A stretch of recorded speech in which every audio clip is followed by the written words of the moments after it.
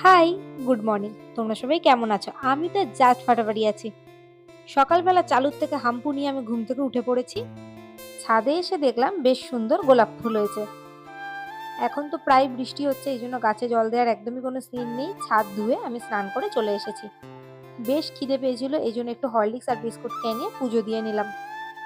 বেশিরভাগ দিনে আমি আগে পুজো দিই তারপরে খাই, কিন্তু কোনো কোনো দিন বেশি খিদে পেয়ে গেলে আমি আগেই খেয়ে নিই। আজকের মেনু হলো চিকেন। যেদিন চিকেন রান্না হয় সেদিন আমার মনটা বেশ নাচানাচি করে। দেখো, পেঁয়াজ কাটতে গিয়ে আমি এখানে কেঁদে ভাসলাম। আমার যেহেতু একটু চোখের প্রবলেম আছে, এই জন্য পেঁয়াজ কাটতে আমার খুবই অসুবিধা হয়। প্রথমে আমি এখানে আলুগুলোকে হালকা করে ভেজে তুলে নিলাম। আলুগুলো তুলে রেখে ওই তেলটার মধ্যে আমি দিয়ে দিলাম গোটা গরম মশলা আর সাদা জিরে। আর তারপরে দিয়েছিলাম অল্প করে গোলমরিচ। সাদা জিরের ফ্লেভারটা আমার বেশ ভালো লাগে, এই জন্য কিছু কিছু রান্নায় সাদা জিরে না দিলেও আমি সেই রান্নাগুলো ঠিকই দিয়ে দিই। চোখের জল নাকের জল এক করে যে পেঁয়াজগুলো কেটেছিলাম, তারপরে সেই পেঁয়াজগুলো দিয়ে দিলাম।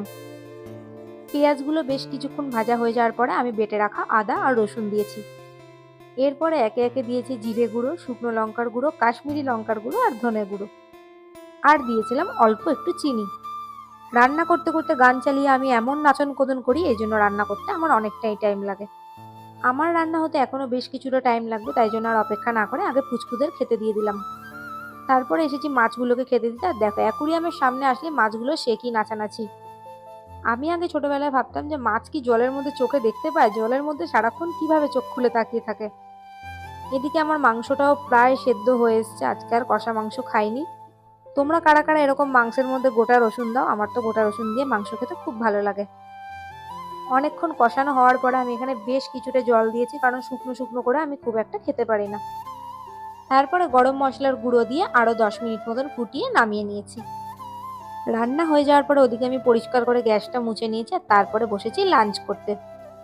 প্রথমেই টুকুস করে আমি লেগ পিসটা নিয়ে নিয়েছি, আর নিয়েছি দুটো আলু।